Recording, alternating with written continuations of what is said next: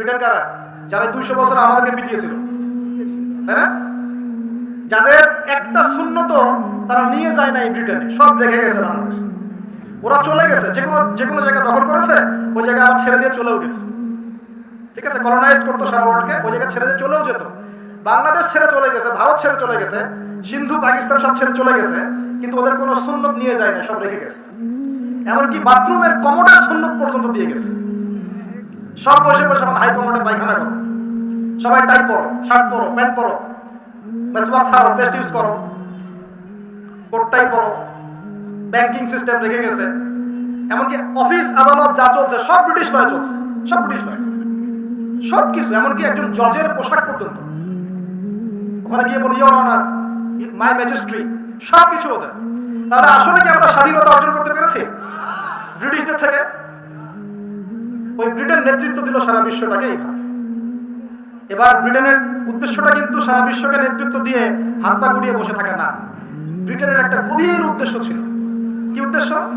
এই ব্রিটেনের সাথে জোট গঠন করেছিল একটা দল। এই দলটার নাম হচ্ছে জায়নিস্ট। কি নাম? এই শব্দটাকে আপনারা, এই জায়ন শব্দটাও কোথা থেকে আসছে এটাও জানতে হবে আপনাদের। ওই যে হাইকেলে সুলাইমানির কথা বললাম না, ওই হাইকেলে সুলাইমানি যে পাহাড়ে ছিল, ওই পাহাড়টার নাম ছিল জায়ন। ওখান থেকে তারা একটা নতুন শব্দ নিল, জায়নিজম। জায়নিজম, জায়নিস্ট মতবাদ। কিছু মানুষ মিলে এটাকে ফ্রন্ট করলো। আর জায়নিস্ট কারা?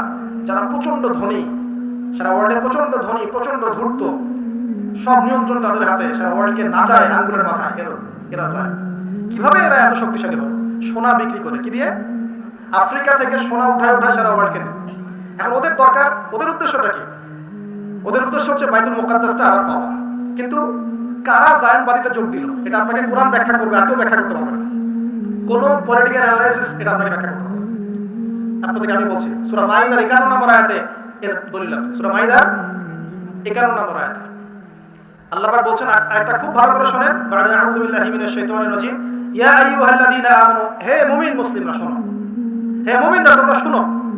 লা তাত্তাখিযুল ইয়াহুদা ওয়ান নাসারা আউলিয়া, তোমরা ইহুদি এবং নাসারাদেরকে বন্ধুরূপে গ্রহণ করো না। উস্তাদ, আমি কি অনুবাদে কোনো ত্রুটি করলাম?